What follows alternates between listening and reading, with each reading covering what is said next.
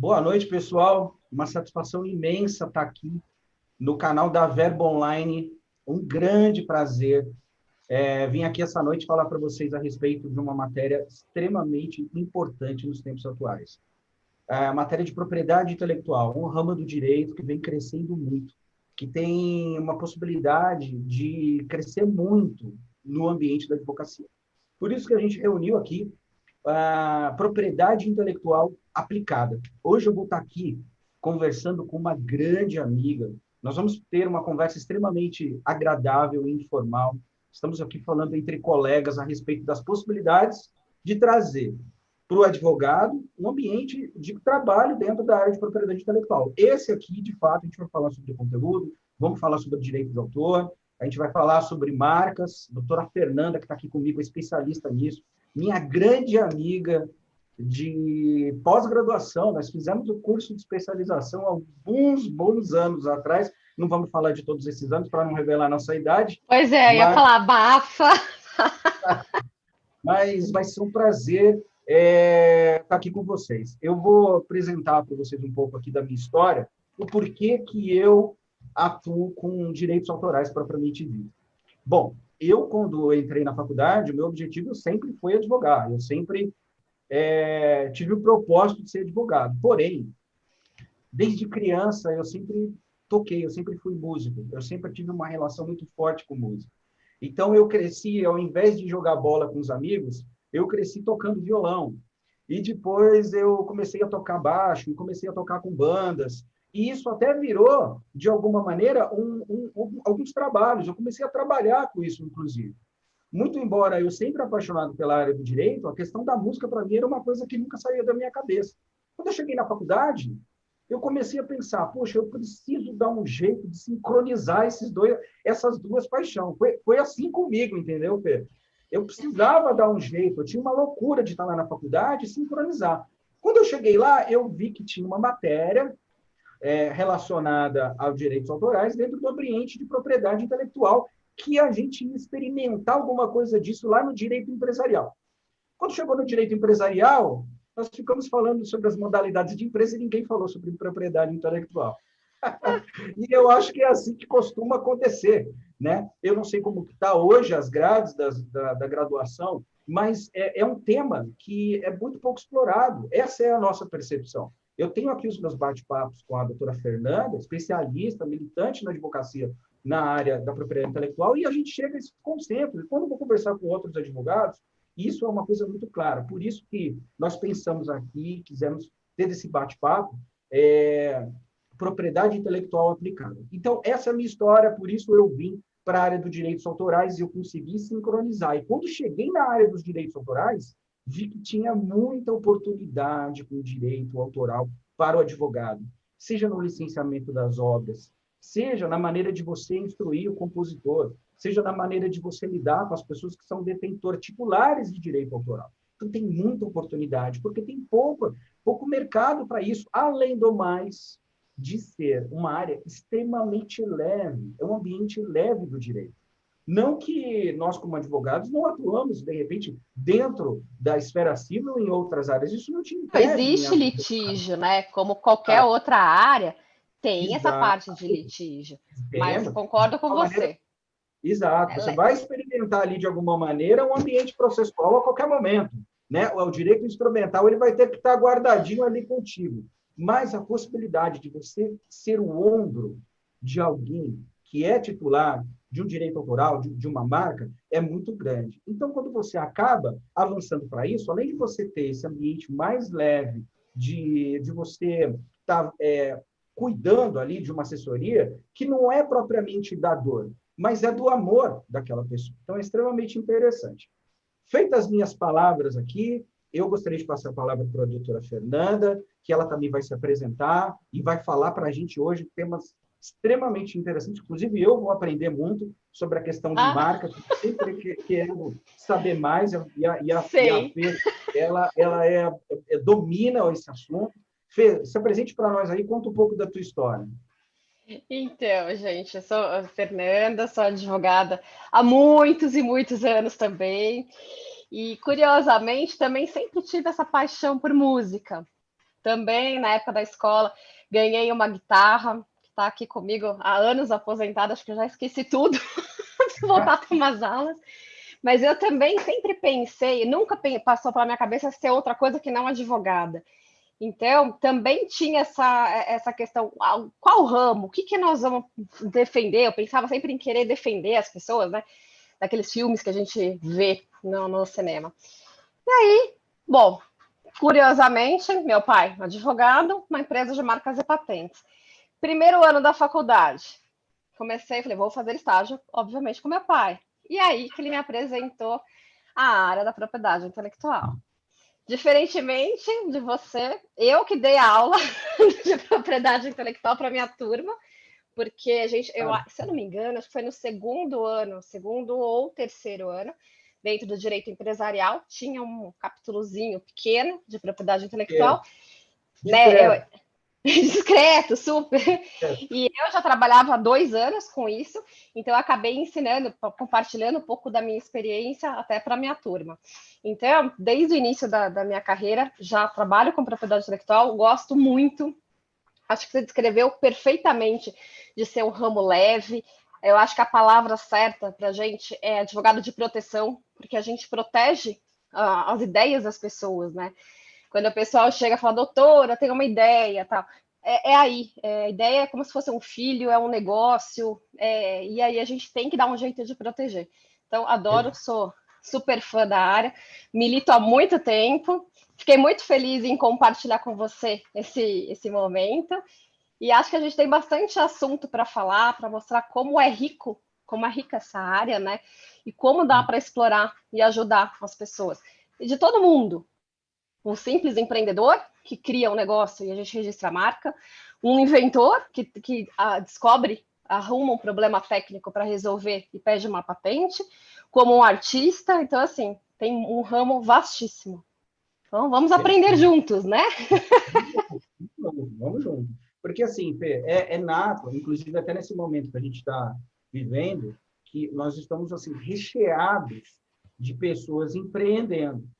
E quando ela vai experimentando esse ambiente de empreender, inclusive assim, sem a gente entrar muito para o mercado das startups, ao qual o especialista de propriedade intelectual, se ele se aproxima das startups, ele tem um mercado de trabalho gigante, porque, na verdade, o advogado de startup ele vai dar um baita de um suporte para o cara, para aquele criador daquela startup, quando ela ainda está incubada, ela ainda está pequena. E a assessoria jurídica que esse dono de startup vai precisar é a única e tão somente um especialista de propriedade intelectual. Ele meio que vai acabar conseguindo resolver quase todas as coisas. Desculpa até te interromper, mas é uma coisa que a gente faz muito com essas startups, já que você está tocando nesse assunto, é os ativos intangíveis, né? A startup, a gente sabe que é uma empresa que não tem ativo, ela não tem nada, ela só tem despesa, né? Os sócios só colocam dinheiro. Então, na hora que você tem uma patente, você tem uma marca, você joga isso no ativo da empresa e ela começa a ter um valor, né? E ninguém sabe. Então, as startups estão aí, provavelmente não tem essa proteção feita e estão deixando de ter um balanço mais interessante para atrair investidores. Então, é o primeiro advogado mesmo que deveria chegar numa startup é um especialista em propriedade intelectual. Exato. Eu participei de uma reunião e defendi essa tese com unhas e dentes e ainda defendo, porque o primeiro advogado precisa se aproximar de uma startup início é o advogado de propriedade intelectual. Fê, é o seguinte, então, dentro de tudo que você me contou, eu queria saber como funciona a tua operação de negócio, para que, junto com isso, você vai esclarecendo para a gente esse ambiente da marca. Então, assim, a marca propriamente dita, vamos imaginar aqui um pequeno empreendedor. Esse pequeno empreendedor, ele procurou lá um serviço contábil, fez lá as formalidades de junta. A partir desse momento, qual é a relação dele com esse CNPJ, com esse nome fantasia, com a marca? O que propriamente ele precisa ouvir de você? Esse cara que está iniciando essa operação comercial, o que ele precisa ouvir a respeito do conceito de marca? O que você falaria para ele, por exemplo? Então, a primeira coisa, depois de passar dessa fase mesmo de junta, eles têm o nome fantasia. O nome fantasia é a marca, né? É aquilo que identifica o produto ou o serviço dele. Então, normalmente está estampado lá no CNPJ o nome fantasia, o que acaba causando uma confusão, porque ele acha que por estar no CNPJ já é registro e já é dele. E na realidade, esse nome fantasia nem é obrigatório de estar no CNPJ. Então, a gente tem que mostrar para ele que é necessário, sim, o registro no órgão, no INPI, né, que é uma autarquia federal, que esse órgão, sim, que vai dar para ele o direito exclusivo de uso dessa marca. Então, aí o que a gente faz? Registro no INPI, vamos atrás do domínio na internet, que é super importante. Hoje você tem que fazer pesquisa, é na junta, é no domínio para verificar se está disponível, nos perfis em redes sociais, porque não tem sentido cada um ter um nome diferente. Então a gente tem que unir tudo e você conseguir hoje que seja livre é difícil. Então a gente já começa do domínio, perfil em rede social, marca e junta comercial. E Entendi. aí sim ele está apto para poder divulgar, porque a marca, também você sabe disso, é de quem, hoje aqui no Brasil, é de quem registra primeiro. Se você, Sim. o direito anterior de uso não garante esse negócio. Então, é Sim. necessário sim que você registre isso para que você tenha o uso exclusivo. Tá? O que é totalmente diferente do direito de autor, né, Fê? Que qualquer Sim. registro dentro do ambiente do direito de autor, ele é uma mera presunção de prova, isso não garante absolutamente nada. Só Não, abrindo e um parênteses, aí que começam os litígios, né? Aí que a gente vai começar a brigar pela pré-existência e de e, repente nem vale a pena. São muitos e então, muitos anos brigando. E então, assim, a gente até aconselha nesses casos a pensar numa outra marca, uma outra identidade, porque realmente a discussão é longa. então aí você vê que bacana, né? Olha só, Fê, você imagina que dentro da propriedade intelectual, a gente tem lá numa ponta toda a esfera operacional da marca, onde a prova da marca, de propriedade da marca, ela depende desse registro no INPI, então.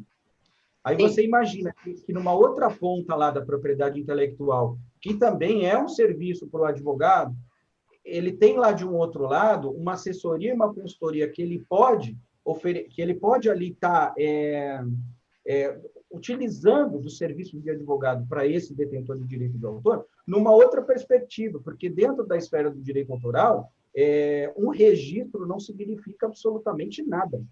exatamente.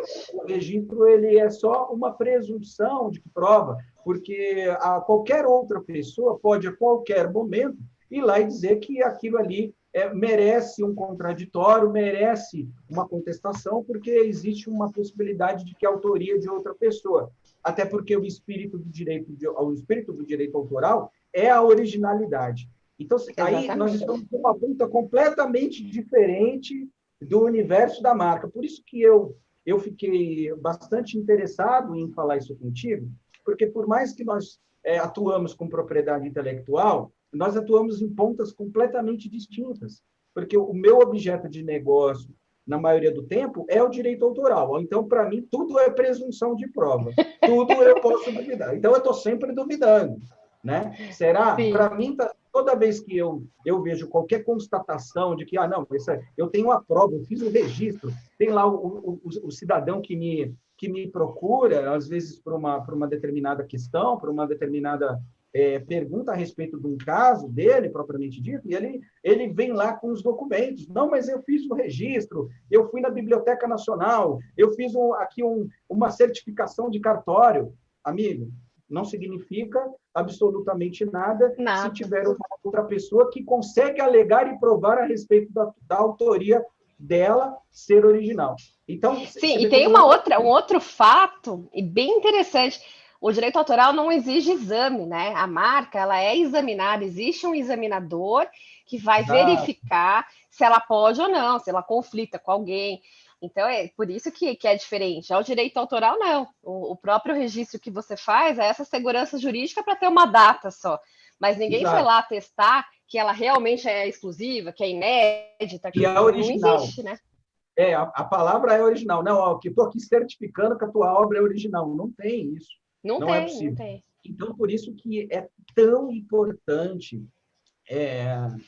um advogado próximo de um grande compositor, de um advogado próximo de alguém que detenha, que seja titular de direito autoral. E existem muitos titulares de direito autoral. Sim. As editoras, os compositores, os músicos que participam, inclusive, de gravações. Existem muitos titulares de direitos autorais, ao qual é o objeto de questão para que um advogado especialista na área possa ali solucionar, né? Então, voltando para essa questão que você estava me falando, que eu achei extremamente interessante. Então, dentro da tua operação, que você faz todos esses registros de marca, depois que eles fez as formalidades de junta comercial, lá na tua operação, também uma particularidade do advogado de propriedade intelectual fazer essa certificação dentro do mundo digital? Como é que funciona? Porque dentro do ambiente do INPI eu entendi que você me disse com relação a essa verificação por parte do INPI, por conta de toda essa formalidade que existe de você ir lá e falar, eu quero ter esta marca, né? Agora, dentro do mundo digital, Fê, pegando o gancho aqui contigo, como é que seria? Você acaba registrando, por exemplo, perfis, né, em plataformas, perfis em redes sociais. Isso basta você colocar o nome, normalmente é a marca. Mas se ela violar uma marca de terceiro, você é obrigado a trocar. Então, não é porque você fala, eu tenho um perfil aqui com o nome X que eu posso usar. Nem sempre. Se você estiver explorando, a grande diferença disso é a exploração comercial. A hora que você sai estampado com esse nome, que a gente está chamando agora de marca, porque está identificando um serviço, não pode usar a viola direito, e aí é crime. Então, nas plataformas digitais, é muito importante o nome de domínio que você verifique também, porque antigamente todo mundo podia registrar tudo. Hoje já existe uma pesquisa que você faça e que, eventualmente, você não consegue o registro, porque colide com uma marca de alguém. Mas é diferente, porque, por exemplo, a marca, você pode colocar, você não pode, na realidade, ter marca similar, foneticamente parecida, com acréscimo, ou só uma reprodução parcial. Já num domínio, você dobra a letra, coloca um tracinho e acaba passando. Por quê? Porque no domínio, qualquer um pode ter a mesma marca para qualquer tipo de serviço. Já no registro de marca, a gente faz de acordo com o ramo de atividade, que é super importante. Então, marcas iguais podem sim coexistir, desde que sejam ramos distintos. E no digital, não. Lá qualquer um registra. Basta querer registrar e está disponível que você consegue. Então, precisa também ter um pouco de cuidado. E a gente consegue assessorar o advogado especialista justamente para verificar os pontos de risco que alguém corre em colocar um perfil errado, o nome imitando a marca de alguém. É engraçado, mas você vê, a gente tem que acabar fazendo esse tipo de assessoria para eles. Você fala assim, na hora que você tem uma marca, você precisa identificar qual que é o objetivo da marca. Identificar um produto ou um serviço, né? E o que acontece? As pessoas elas vão atrás de uma marca famosa, falam, eu acho que eu estou indo para esse ladinho. Então, não pode. Então, a gente tem que ficar vigilante sempre para conseguir aconselhar aonde que a pessoa pode ir, até onde não vai ferir o direito de outro. E, eventualmente, nem sabem, né? Sim.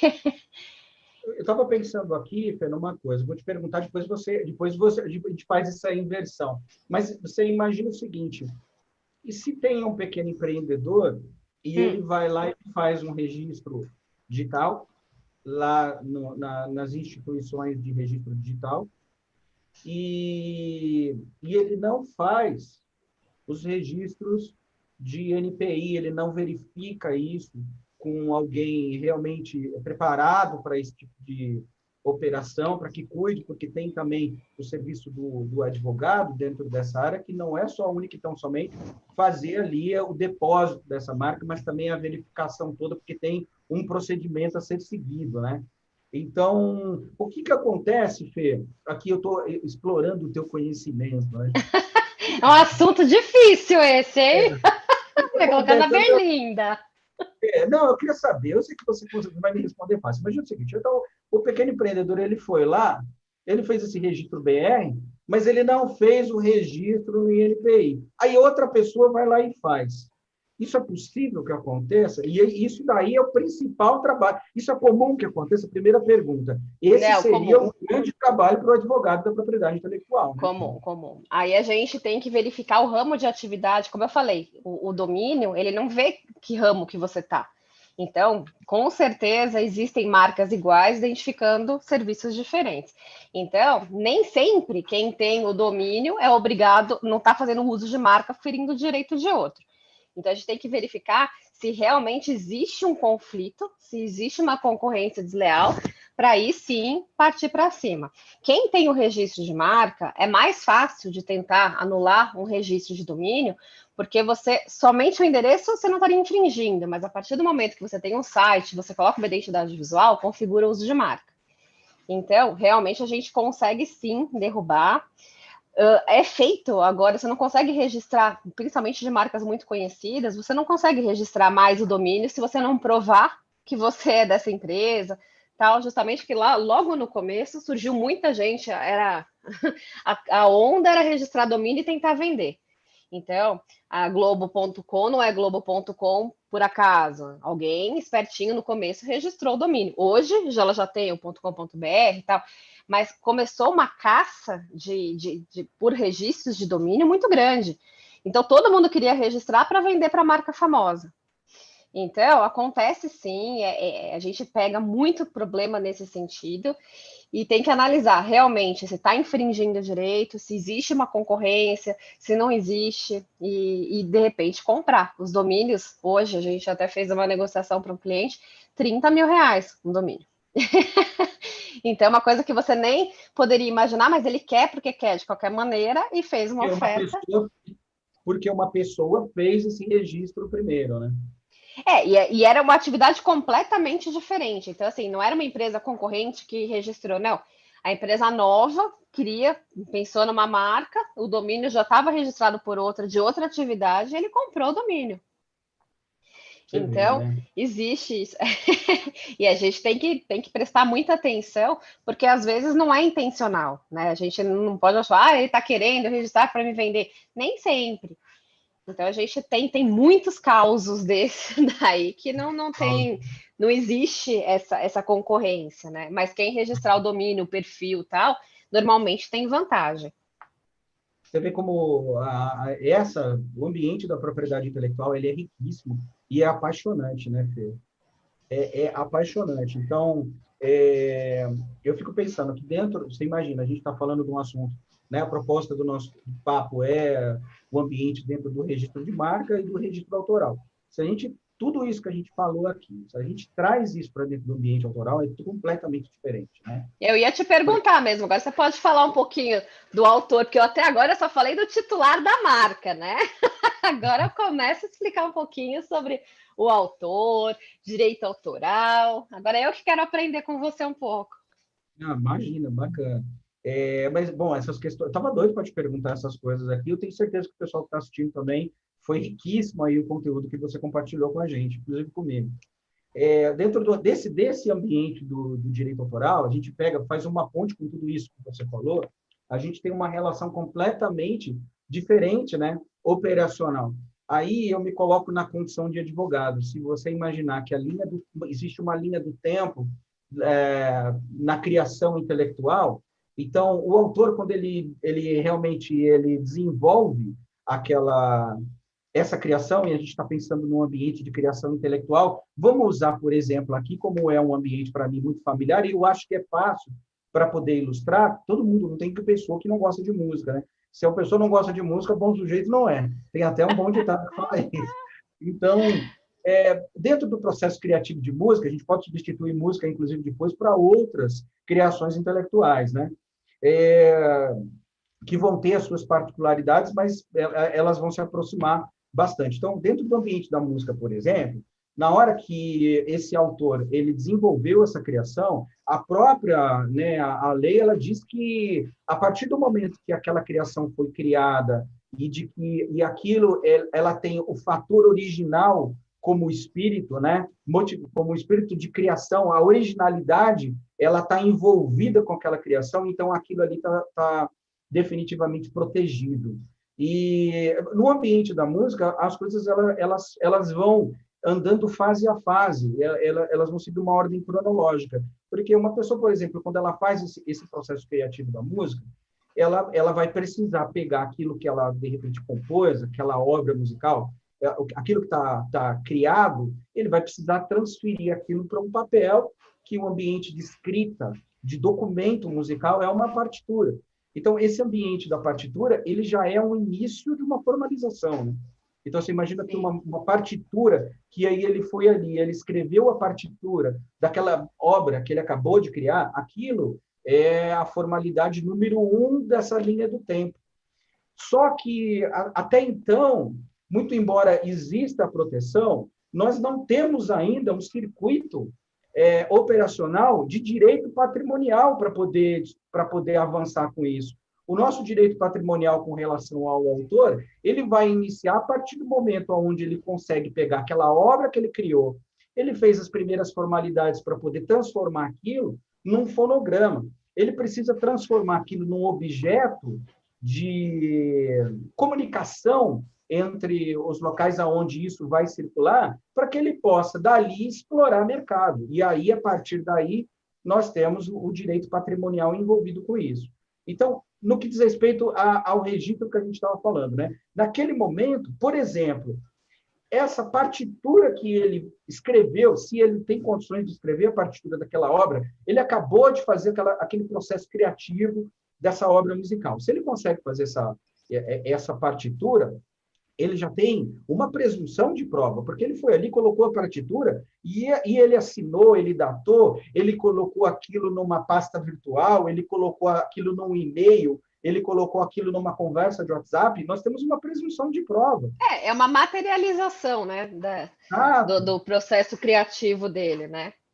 E isso é muito comum, assim, muito comum que aconteça quando existe assim um grupo de compositores, um grupo de pessoas que produzem música de forma assim comercial, dizendo. É muito comum que essa conversa entre eles, elas se comunicam, e às vezes, por conta de algum desacordo comercial, vem ali aquela questão dizendo, não, mas eu contribuí com isso, essa obra ela nasceu por conta da minha participação, eu sou coautor porque eu estive ali e eu ajudei a criar, e eu que fiz aquela transcrição daquela partitura. Aí vem uma série de problemas, de intercorrências, que acabam sendo intercorrências jurídicas, né? Sim. Que, na maioria dos casos, essas pessoas elas não têm ali uma rotina de perguntar isso para um advogado. E, até então, é cultural isso. Então, quando eu fui conquistando esse mercado para poder educar, inclusive, as pessoas, no intuito de chegar para amigos que tenho, que são músicos, que realmente trabalham com isso, eu sendo advogado e querendo atuar nessa área, eu sempre tive a preocupação de orientá-los, né? No que diz respeito a o número de formalidades que puder acontecer com relação a isso, ele faça, para que ele consiga ter essa presunção de prova de forma mais robusta. Porque existe uma lenda urbana de que eu vou fazer o registro na Biblioteca Nacional e isso vai me atender. Eu vou fazer o registro na Universidade de Música, não sei de onde, que isso vai me atender. E é uma mera presunção de prova, e isso realmente acaba não prosperando. Tem um fato muito curioso com relação a isso também, que é, inclusive, muito comum acontecer para mim, que, a partir do momento que essa obra foi criada, ela virou um fonograma, existem essas presunções robustas de prova com relação a esse autor. Tem também uma possibilidade de ser requerido, caso aconteça esses desacordos comerciais ou alguma outra pessoa se entendeu no direito de reclamar por aquela obra e, de repente, ela já tem um registro parecido com aquele, e ela querer reclamar por conta daquilo, reclamar o conceito de plágio. Então, é comum também que isso aconteça, que as pessoas reclamem plágio, e também a questão do plágio, também existem várias lendas urbanas com relação ao plágio dentro do ambiente musical. O plágio assunto difícil esse. É muito difícil.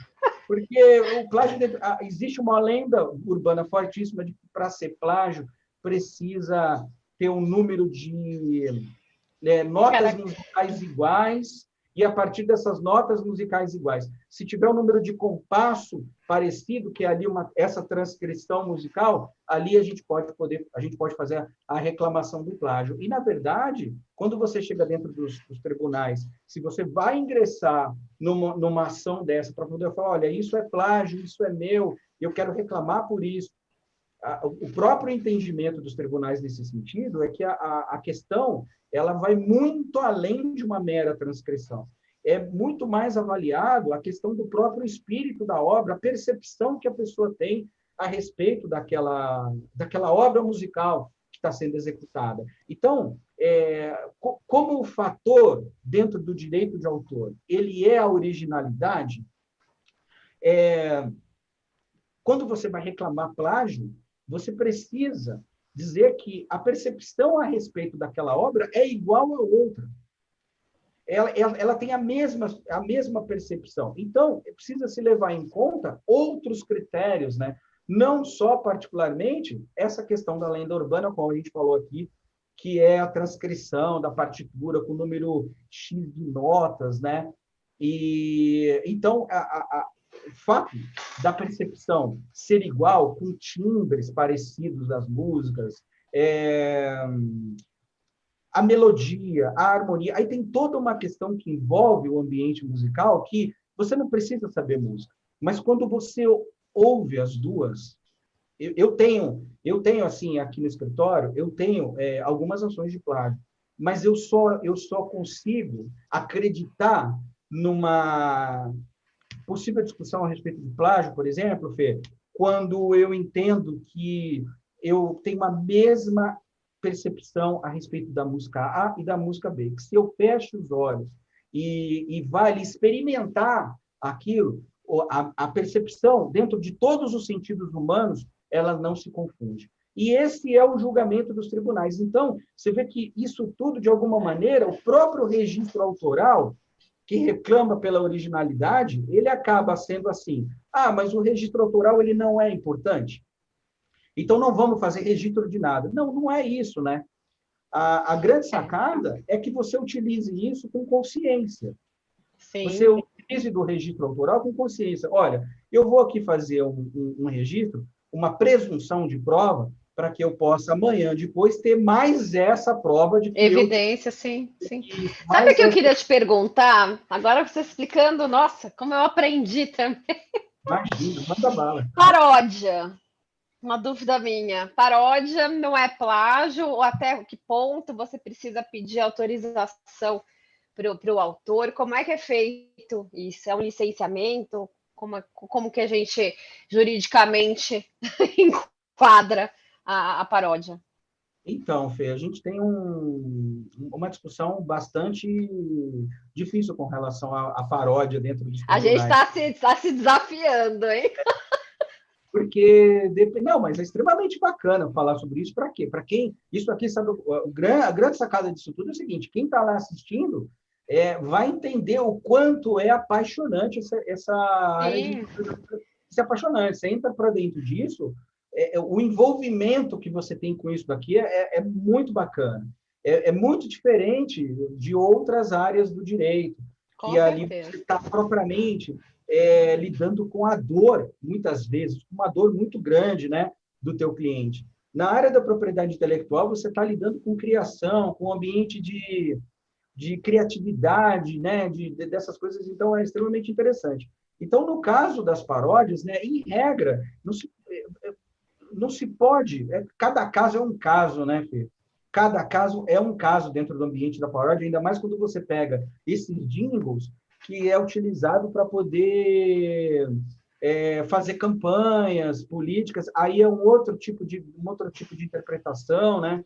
Porque aí precisa do licenciamento, mas aí quando você pega uma paródia, por exemplo, que leva para o ambiente da comédia, essa é uma atividade que ela não pode ser considerada plágio. Nossa.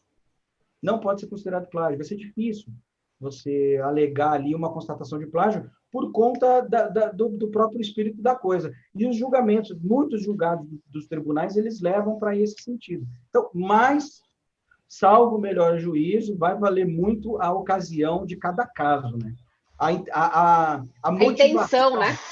A intenção. a intenção, a motivação daquilo, a maneira como aquilo vai ser utilizado, como é que é o produto final disso, de que maneira que está sendo instrumentalizado, né? Isso é muito... Então, dentro dessa nossa matéria, é difícil ser absoluto, né? Muito difícil ser absoluto. Sim, e eu me lembrei também que quando a gente fala em direito, né? Estava falando em direito patrimonial, a gente tem o direito moral do autor, que isso é intransferível, né? Então, essa obra de criação é sempre dele. E fazendo um paralelo com a marca, mesmo que você registre como marca o seu nome civil, você pode vender esse nome, né? A gente tem vários casos de pessoas que venderam o próprio nome, né? Licenciaram, fizeram uma cessão do próprio nome civil. Então, você vê como é diferente, né? A parte do direito autoral do direito industrial. No autoral, você não jamais, né? Você pode tirar. Agora, você imagina você não poder usar o seu próprio nome porque você licenciou para outra. É muito legal isso. E você não falou de direito moral. Exato. Então, eu vou pegar esse teu gancho e vou te contar um caso que eu tenho aqui no escritório. Não vou falar o nome das partes por conta da confidencialidade e tal. Mas imagina o seguinte, olha só, Fê, existia uma dupla sertanejo de muito sucesso na década de 60, 50, 70, eles fizeram muito sucesso. São pioneiros dentro do ambiente da música sertaneja.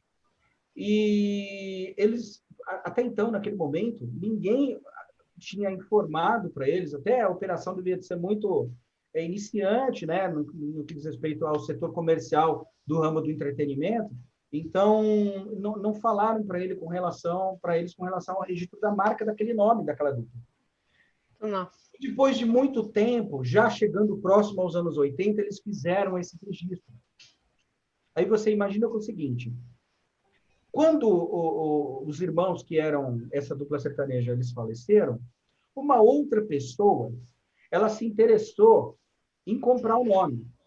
E essa pessoa que tinha feito o registro era um filho, um sobrinho, alguém ali da família que havia tido autorização para poder fazer o registro do nome dessa dupla sertaneja. E no momento do falecimento do último irmão, que fazia parte dessa dupla, ele vendeu. Olha, eu vou vender, os pais morreram, a dupla agora encerrou, a gente não vai continuar com isso, vamos vender o nome. Essa pessoa que comprou, ela começou a utilizar o nome de uma maneira comercial. Só que no momento que ela começa a utilizar o nome de forma comercial, ela quer remeter, dentro da operação nova dela de negócio, a figura das pessoas lá de trás. Ela quer cantar as mesmas músicas, ela quer utilizar as obras, ela quer mostrar a imagem daquelas pessoas. Entendeu? Olha que caso extremamente bacana de poder. Isso aqui seria bacana, inclusive, colocar na prova da OAB, né? Na área de essa é difícil.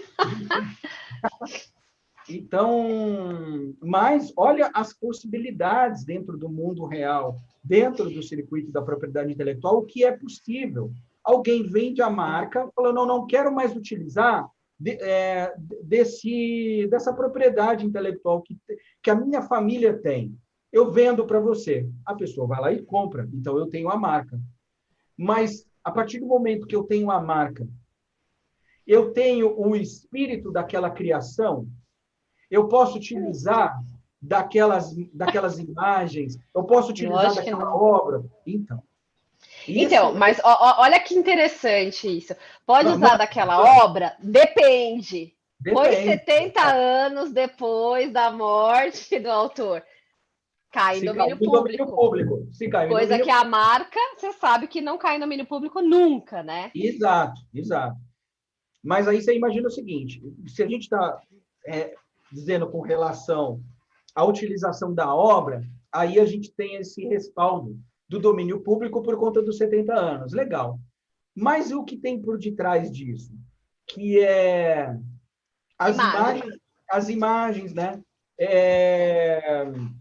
A figura dessa criação intelectual dessas pessoas que, de repente, entra na memória desses filhos e desses netos que tem hoje, e vem lá uma marca completamente distinta, utilizando da memória Não, dele. é uma falsa associação, né? Porque você não tem aquele espírito que você tinha. E isso a gente pode colocar na marca, acontece muito. As pessoas negociam a marca e não necessariamente é a mesma pessoa que tocava. Então a gente vê restaurante que vai trocando, né? Tinha uma pessoa que era o dono e vendeu para um grupo, vendeu para não sei o quê. Não tem nada a ver com o espírito da primeira pessoa que ia lá cozinhar e vender. Perdeu isso, e a marca continua. Então é bem, é bem louco, isso adoro. Não, é muito legal. Agora, a questão, Fê, que eu queria te perguntar sobre essa questão dos licenciamentos de marca, até para que eu também possa dizer a respeito dos licenciamentos de direito autoral. Como é que funciona essa questão dos licenciamentos da marca? Existe uma marca, existe um proprietário dessa marca e ele, de alguma maneira, quer licenciar. Como é que essa operação, e melhor, como é que o advogado pode atuar com isso? Onde entra o serviço do advogado com isso tudo? Então, quando você tem uma marca associada a alguma coisa, já que nós estamos falando de música, vamos partir para cima de licenciar, ou, por exemplo, uma capa de disco, ou alguma coisa nesse sentido. A gente precisa primeiro ter o registro, né? Você não consegue licenciar ou nada. Então, por isso que serve, apesar do registro de direito autoral, que a gente já falou que não tem necessidade, é importante que você tenha alguma materialização disso. Sim. Então, o advogado ele tem que checar para verificar se o que a gente está pensando em licenciar tem o devido registro. E ele serve para quê? Justamente para monetizar. Aí eu percebi, há um tempo atrás, eu fiz um levantamento sobre memes.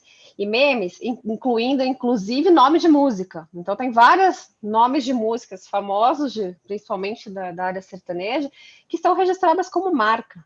Então, aí o que ele faz? Ele licencia aquela marca para uma empresa que vai fazer camiseta, licencia aquela marca para uma empresa. Então, quer dizer, a gente consegue monetizar esse registro de marca, que necessariamente a gente poderia abrir mão disso por conta do direito autoral, e consegue fazer esses contratos de licenciamento em cima, às vezes, normalmente vai entre 4% e 5% de royalties sobre a venda desses produtos.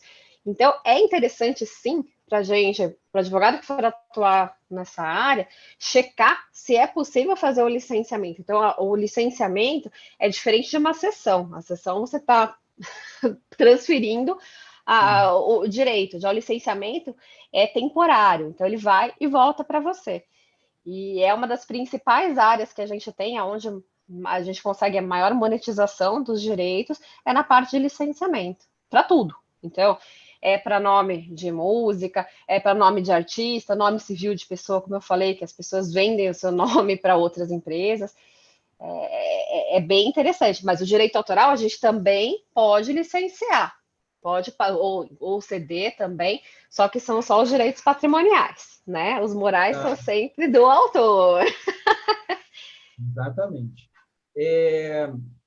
Muito bacana, Fê. Você vê como é muita oportunidade de possibilidade, oportunidade com possibilidade de negócio, né? Então, a gente pode imaginar que é o seguinte, dentro da propriedade intelectual, né, como a gente se propôs aqui de fazer esse bate-papo muito bacana aqui, está sendo maravilhoso falar contigo aqui, depois de tanto tempo, né, a gente ter esse bate-papo bacana.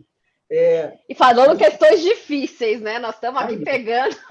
Legal, e o legal é o seguinte, no improviso, né? Não tem aqui, a gente não está seguindo aqui uma pauta religiosa nem nada, a gente está fazendo realmente um bate-papo informal entre dois colegas que se encontram ali na cafeteria, estamos tomando aqui o nosso café e estaríamos tomando o nosso café e falando a respeito disso. Eu acho que isso é realmente a propriedade intelectual aplicada do que a gente ficar aí, de repente, falando só de teoria, teoria, teoria, mas a gente não... Quem está afim de vir para a área de propriedade intelectual, está afim de estudar isso, entendeu? Assim, tudo bem, mas como é que isso vai acontecer? Como é que eu vou trabalhar com isso? Como é que vai ser minha advocacia? Aí a gente tem mais uma grande sacada, que se está no início da advocacia, é extremamente interessante, porque dentro desse início você já vai pegar aquele início da advocacia, que é uma ladeirinha, você já vai pegar toda uma possibilidade de poder construir um ambiente de clientes num momento onde a propriedade intelectual está em alta, porque as pessoas estão produzindo, estão empreendendo mais. Né? Eu aqui no ramo, né, dentro do meu ambiente do direito autoral, eu vejo pessoas montando editoras de música, eu vejo pessoas produzindo lives, sendo empresas de produtoras de live, tem que lidar com direito autoral toda hora, tem que licenciar música toda hora, tem que saber todo esse ambiente de formalização entre as pessoas que participam, de alguma maneira, da obra musical, como que tem um direito conexo para poder receber, ou para poder saber lidar com a associação de direito autoral, que é o que, de repente, vai pagar. Aí, hoje, tem uma vertente grandiosa, que é o seguinte, hoje a pessoa ela tem 2 meios de receber direito autoral. Ela recebe o direito autoral pela execução pública pela via do ECAD, que é o escritório responsável, mas e também pelas plataformas digitais através das agregadoras de direito autoral. Então, tem realmente um mercado extremamente produtivo, realmente acreditando nisso que eu estou aqui contigo, eu acho que outros advogados podem sim ter um grande sucesso na área, podem avançar para dentro desse mercado e certamente conquistar muitas oportunidades dentro da propriedade intelectual. E a propriedade intelectual, a gente pode pensar que ela entra em todos os ramos do direito. Vamos pensar em contrato de trabalho, o que for produzido, né, pelo empregado, está na função, se não está, tem cláusula de propriedade intelectual. Nossa, eu vejo contratos diariamente, que tem sempre nos contratos, tem cláusula de propriedade intelectual, que ninguém entende nada. Eu acho que vira aquele copy and paste de um para o outro, que você fala, o que significa isso daqui aqui? Então, as pessoas não entendem, e na hora que a gente vai analisar um contrato, até o advogado da parte contrária fala, puxa, que bom, você arrumou o meu texto de propriedade intelectual. Porque ninguém sabe, vai só colocando e fica de praxe. Mas é muito importante, você vê, em qualquer ramo do direito tem isso. O do direito trabalhista, agora ele é muito forte, porque Sim. realmente tem essa discussão, né, pesada em relação à propriedade intelectual de criações. Então, Fê, você sabe que aí isso me desperta também a possibilidade de falar para os colegas que têm interesse de vir para a área de propriedade intelectual que, a partir do momento que você tem ali uma relação de assessoria e consultoria com um cliente que está, de repente, pedindo suporte para poder fazer de verificação de contrato, você tem uma relação mais próxima com esse cliente, de uma certa constância. Então, esse cliente vai estar sempre contigo, porque o tempo todo ele vai estar te pedindo para fazer essa releitura de contratos, para poder fazer uma transformação de minuta, adequação de minuta. Então, é realmente um ambiente que você tem essa relação de mais compromisso com esse cliente, por conta da efetividade de contrato. E também tem uma coisa que eu queria dizer para você, e falo isso abertamente, que é o seguinte: existem, infelizmente, algumas operações comerciais que atuam na área de propriedade intelectual sem formação em direito. Sim. E, de repente, tem aí, por conta de ter alguma experiência, de ter vivido na área, a gente sabe que, de repente, a experiência profissional dentro de uma atividade, ela conta muitíssimo. Porém, em muitos casos, ela não vai conseguir atender dentro de uma esfera geral do direito, como a gente está falando aqui. Então, se a pessoa ela tem ali uma relação comercial, o pequeno empreendedor, com um escritório que, de repente, faz essa atividade de propriedade intelectual, mas, de repente, ali não tem um advogado para que consiga pensar no direito de forma sistêmica, porque a propriedade intelectual, muitas vezes, acaba pensando no direito de forma sistêmica. Você olha para o direito pensando no ambiente instrumental, né, dentro da esfera processual, você olha dentro do ambiente material, você olha dentro do ambiente constitucional. Eu ia falar isso, está na Constituição, né, o direito à propriedade intelectual.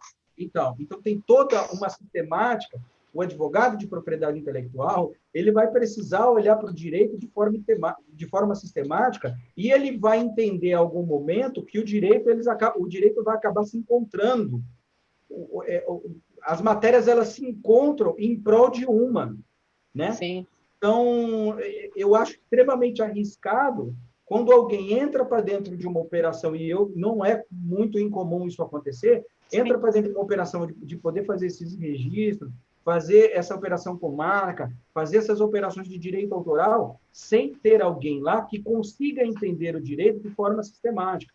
Então, acaba sendo, inclusive, um risco grandiosíssimo para a própria empresa que está ali contratando e a empresa que está se colocando para poder prestar um serviço desse, sem, de repente, ter o suporte de um advogado, nem que seja terceirizado, mas precisa ter um advogado especialista na área, porque a chance de cometer erros ou, de repente, cometer equívocos, né? Erros materiais, por conta dessa complexidade toda que existe na hora do caso concreto de cada um, para que a gente está falando aqui de arte, de criatividade, de criação intelectual. Então, é extremamente único cada coisa é muito única.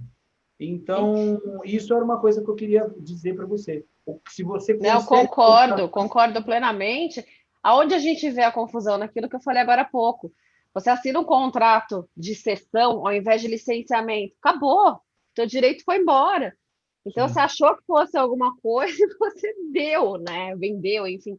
Então, é erro comum, a gente pega frequentemente essa confusão e é por desconhecimento.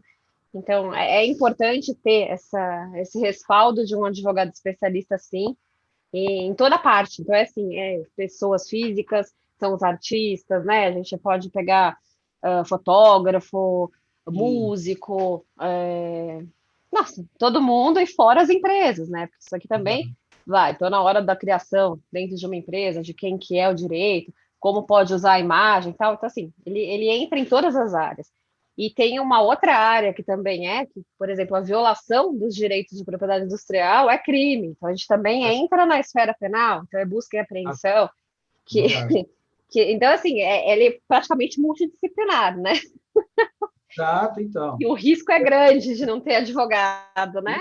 Então, um advogado por perto, dentro do ambiente de direito sistêmico, multidisciplinar, que depende de uma série de verificação, de interpretação a respeito disso, porque não dá para pensar apenas na literalidade de lei, na interpretação absoluta, porque você está dizendo a respeito da criação humana, né? É extremamente complexo para que não tenha por perto alguém especialista.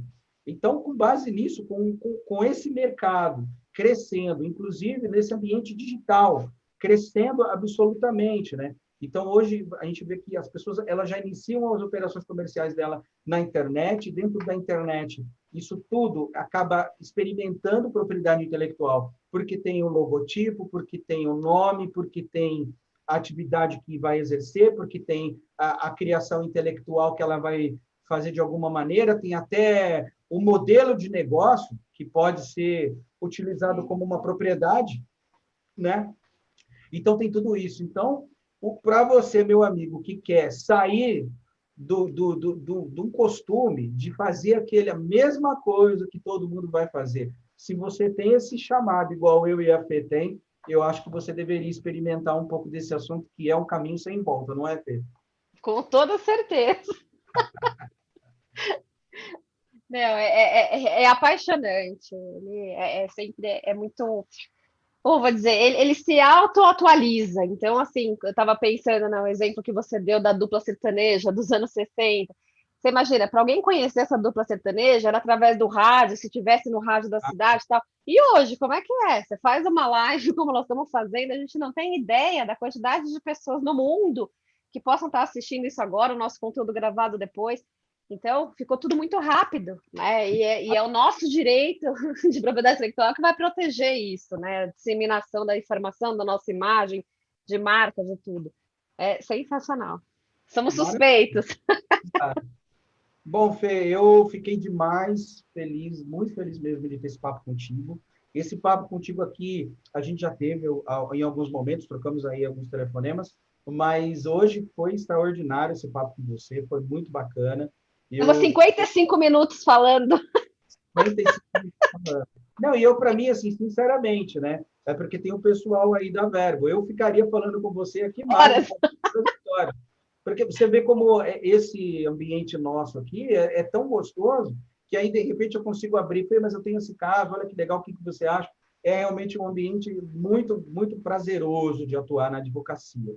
Eu Sim. ficaria muito mais tempo, mas a gente tem um tempo para poder cumprir com o pessoal da Verbo. Eu queria, mais uma vez, aqui da minha parte, agradecer demais o pessoal da Verbo Jurídica, que está fazendo um trabalho maravilhoso na internet, com professores espetaculares dentro de cada sua especialidade na área do direito, realmente trazendo uma forma extremamente inovadora de informação e conteúdo para o advogado, né, para o profissional do direito, e eu estou muito feliz de estar aqui, poder servir de alguma maneira, compartilhando um pouco aqui da minha experiência com algo que, para mim, eu creio e sou tão apaixonado. Eu realmente estou muito feliz e quero agradecer também você, Fê, por ter permitido essa experiência comigo, estar aqui comigo esse tempo todo, uma hora batendo esse papo. Foi algo extremamente produtivo e maravilhoso. Obrigado, viu? Imagina, eu que agradeço, faço minhas as suas palavras, sem plágio, sem nada. Você disse tudo. É muito legal a gente compartilhar o conhecimento e passar que você vê que a gente vibra, a gente é apaixonado pela nossa área, então, se a gente conseguiu passar um pouquinho dessa paixão que a gente tem, já valeu. Legal, Agradeço muito o convite, exato. E quando a Verbo quiser, a gente está aqui de novo e da próxima a gente vai falar de outros temas, né? que não Falaremos de faltam. que não vai faltar. Então é isso. Um beijo para todo mundo que ficou aqui com a gente. Quem tiver, tem aí as nossas redes sociais também, que a gente tem lá. Qual que é o seu Instagram lá mesmo, Fê?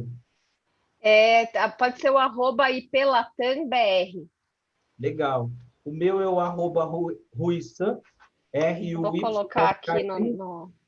vou arrumar aqui colocar no nomezinho. Se alguém quiser, vou rename, Ah, legal. O meu é o enquanto meu ainda dá sobrenome. tempo. Aí, ó. Aí, Legal. E o meu é o meu sobrenome e estamos aí à disposição, extremamente fervorosos para poder dar aula nesse curso de pós-graduação, né, Fê? com certeza. Botar essa galera para estudar e trabalhar com isso. É isso aí. Então, Um beijo, obrigada, gente. Boa noite. um beijão, Fê. Fica com Deus. Um beijo para todo mundo aí. Beijo, gente. Tchau, tchau. Tchau, tchau.